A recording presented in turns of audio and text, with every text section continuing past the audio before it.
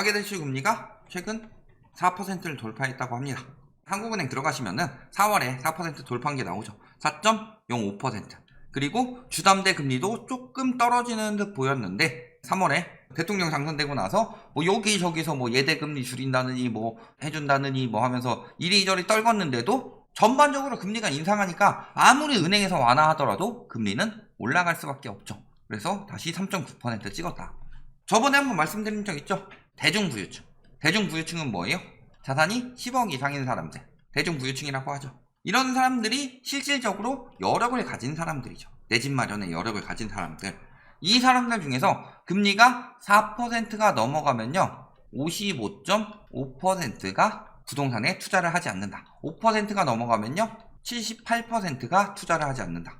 6%가 넘어가면 88%가 투자를 하지 않는다 라고 했는데 벌써 그 4%에 도달을 했습니다. 5% 금방 되고도 남죠. 올해 내로 되고도 남는다. 왜? 기준금리를 보시면 4월 기준금리가 얼마였어요? 1.5%였죠.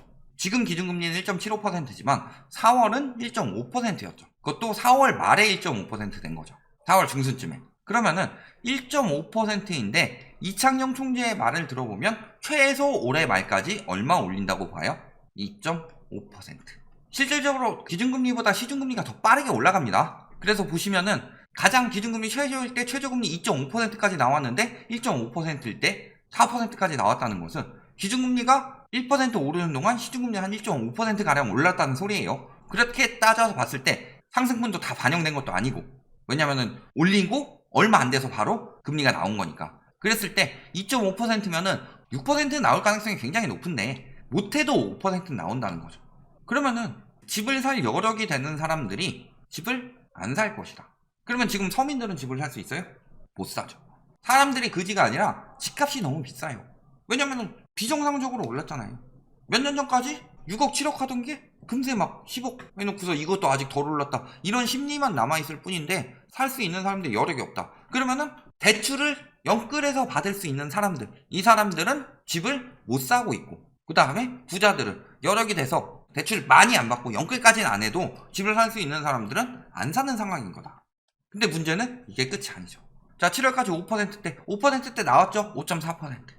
문제는요 이게 7월까지 계속 나올 수 있다는 거죠. 이 중에 생활물가만 6.7% 올랐고 그러면서 보면은 이제 블로그 만들어서 금리 인상 배경에 대해서 설명하고 있죠. 어떤 이유에서든 숙제예요. 우리나라에 닥친 숙제가 뭐가 있죠? 첫 번째는 당장 빨리 해서 내 못해서 내면은 학창시절에 그런 거 있잖아요. 내일까지 내 숙제 엄청 많이 내주고요. 못했어요. 몇 대 때리고 또 내일까지 내 그런 진짜 급한 숙제가 물가죠. 그 다음에 또 뭐가 있어요? 과도한 빚 문제. 또 뭐가 있죠? 자산의 양극화 문제. 자, 그럼 이 세 가지를 해결하는 가장 좋은 방법이 금리 인상이다. 다만 물가를 잡으려고 했을 때 과도한 빚 문제가 터질 수는 있다. 이건 연착륙하면 가장 좋은 상황이겠지만 문제는 물가가 심각하기 때문에 이건 터질 수밖에 없는 상황이죠. 그래서 보면은 물가가 왜 계속 오르느냐. 자, 국제유가 보세요. 120달러 돌파했습니다. 물가 5% 시대 왔죠 이미. 그리고 유가보다 더 문제가 되는 게 뭐다? 지금 식량 가격이다. 그래서 보면은 유가보다 식량 가격이 더 빠르게 오르고 있다. 근데 둘 중에 하나라도 지금 해결될 상황이 보이나요? 오펙에서 갑자기 세계적으로 힘드니까 우리가 이익을 덜 보고요. 기름 엄청 뽑아가지고 싸게 팔겠습니다. 그렇지 않죠. 지금이 기회인데. 오펙은요. 과거에도 오일 쇼크 때 보시면은 미국을 엄청나게 견제합니다. 왜냐면 간섭을 많이 하려고 하기 때문이기도 하죠. 그래서 이번에 떨어질 때는 오히려 셰일 가스를 못 뽑을 정도로 떨어뜨려 버리고 반대로 오를 때는 확 올려버리고 있죠. 그리고 식량 위기 역시도 심각해지고 있고 교역이 막히고 있죠.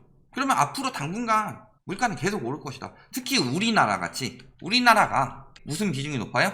원유 의존도도 높지만 전반적으로 무역 의존도가 굉장히 높은 나라다. 그래서 수출을 많이 해야 먹고 살 수 있는 거고 반대로 필요한 것들을 수입해서 많이 가져오는 나라다.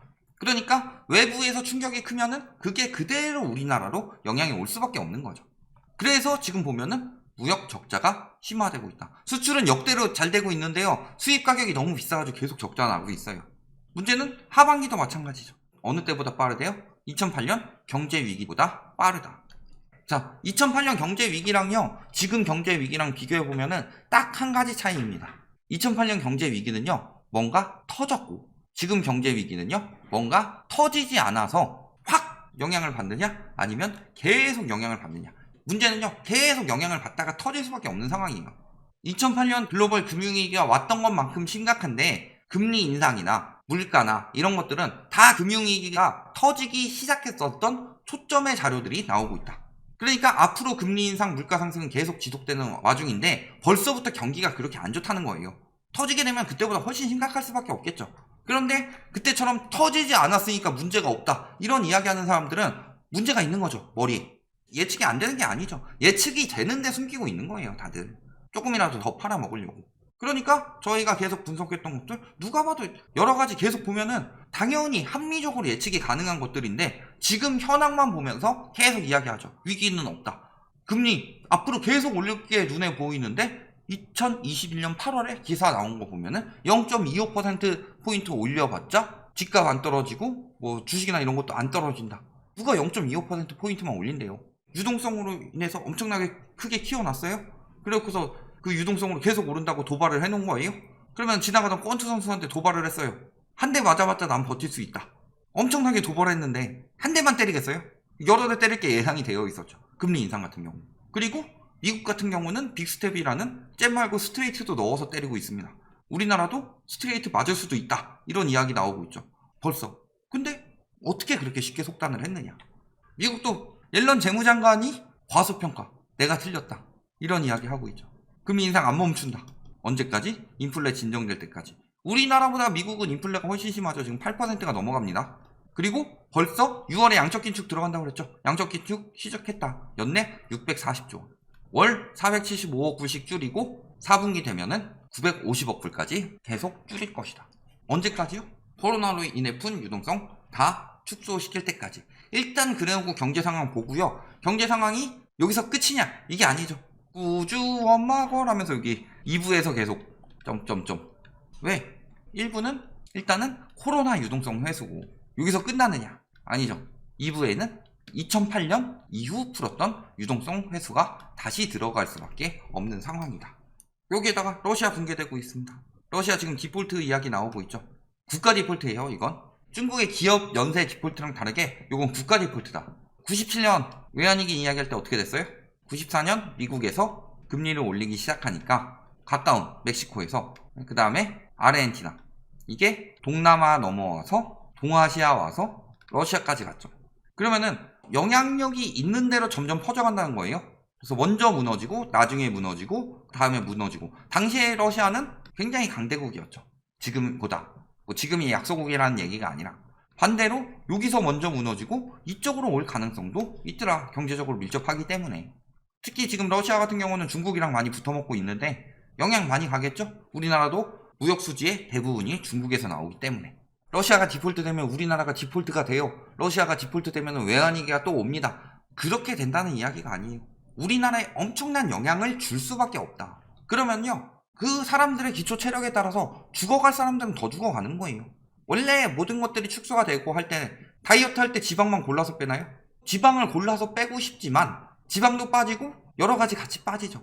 그리고 나중에 이제 차근차근 이제 근육을 점점 붙여가는 거고. 그런 것처럼 체력이 확 늘진 않는다. 빠질 땐 쭉쭉 빠진다. 여기저기서.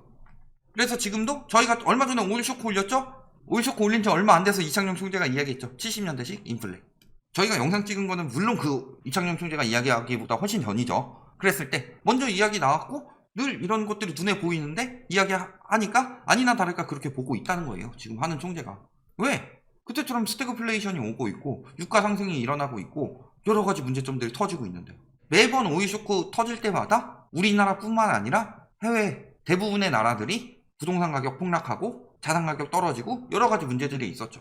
그리고 한국, 태국, 중국 등 인구 고령화 문제에 직면해 있는 신흥국에서 저물가, 저성장 환경이 도래할 가능성을 배제할 수 없다. 왜? 예시가 있으니까. 어디요? 일본이란 예시가 있는데. 반면교사가 있는데 반면교사라고 옆에 일본 짝꿍으로 앉혀놨더니 교사 삼고 있다. 그래서 더 저출산, 고령화 가고 있다. 그런데 뭐 긍정적으로 바라봐요. 이렇게 자산시장에 위험이 쌓이니까 지금 이금융권에도 충당금 쌓으라고 하고 있죠. 충당금 뭐예요?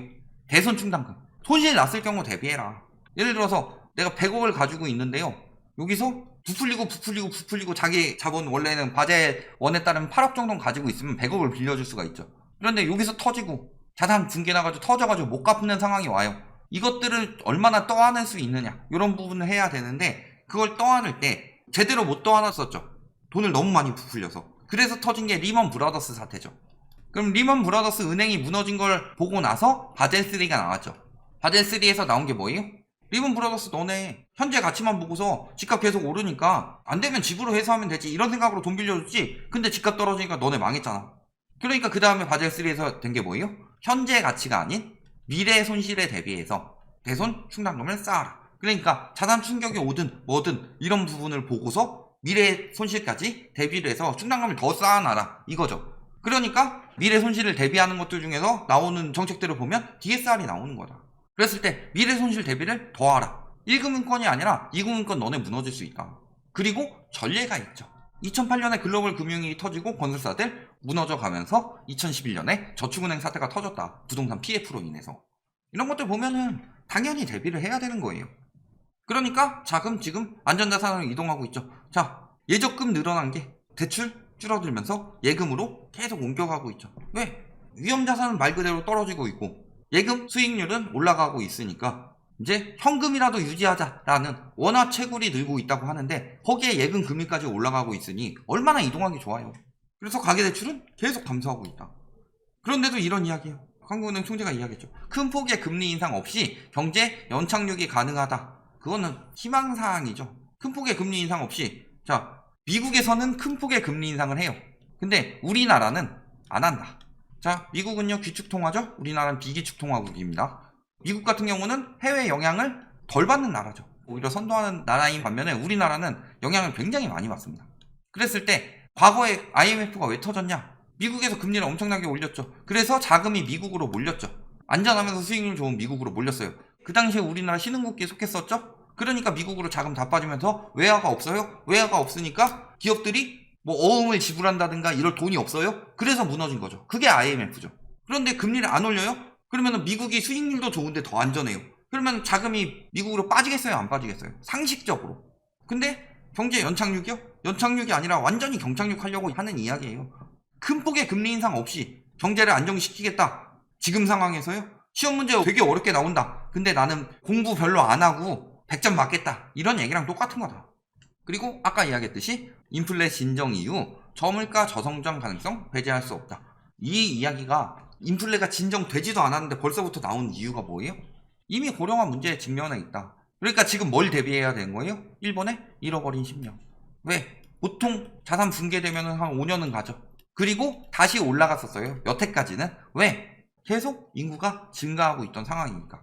근데 인구 감소가 굉장히 급격하게 되고 있죠. 10년 뒤에는요 고령층이 대부분이에요. 고령층들이 내 집 마련을 할 수 있어요? 고령층들 1주택자들 많다. 아유 내 집 분리해서 했구나. 보통 사별이죠. 거기서 이제 자산을 더 늘리는 건 생각보다 쉽지 않다. 왜? 버는 돈이 없으니까. 그러면은 진짜로 그 자산을 늘리고 집을 늘리고 해야 되는 주요 세대들이 30대부터 한 50대 정도인데 지금 2030들 연끌해가지고 다 말아먹어요. 10년 뒤에 그 사람들이 30, 40이고 지금 40대도 거의 비슷한 상황이죠. 그러면 그 사람들이 주축이 됐는데 막상 돈이 없어요. 결론 뭐예요? 금리 인상으로 자산 붕괴는 당연한 일이고요. 그런데 그럼 금리 인상 해가지고 너무 위험해지는 거 아니냐? 근데 금리 인상 안 하면 경제가 붕괴가 됩니다. 그리고 지금쯤이라도 물가가 잡혀간다는 느낌이 든다. 그러면은 금리 인상이 올해 거까지는 거의 올라간다고 봐야 돼요. 올해까지는 올라가는데 이게 될 수가 있는데 지금 잡혀갈 기미가 전혀 보이지 않죠. 그러면은 이게 내년에 끝날지, 빨라야 내년에 끝나는 거고 늦으면 내후년에 끝날지, 이게 굉장히 장기적으로 갈지 문제가 큰 거다. 그리고요 우리나라 같은 경우는 저출산, 고령화 플러스 하나 더 보셔야 될 게 지독한 가계부채죠. 가계부채를 너무 쉽게 생각했다. 우리나라 사람들은 솔직히 빚을 빚이라고 인식을 못해요. 아니 신용카드 할부한 거 빚 얼마예요? 집 사는데 4억 빌렸어요. 이것만 생각한다니까요. 신용카드 할부로 200만원짜리 냉장고를 사고 100만원짜리 TV를 사서요 12개월 할부라서요 이 중에서 12분에 300만원 하면 얼마예요? 4분에 100만원 월 25만원씩 내고 있는데 그럼 25만원 낸 상황이죠. 그럼 나머지 275만원은 빚인데 이런 것을 빚으로 인식을 못해요. 이런 식으로 하나 둘씩 쌓인 것도 엄청나게 많아요. 이거 가계부채 굉장히 우습게 본 결과 이거 분명히 돌아옵니다. 이 부분 생각해 보시면요, 지금 상황이 어떤 상황인지, 그리고 앞으로 자산시장은 어떻게 될 것인지, 경기 어떻게 될 것인지 조금이라도 보이실 것이다. 여기까지 말씀드리겠습니다.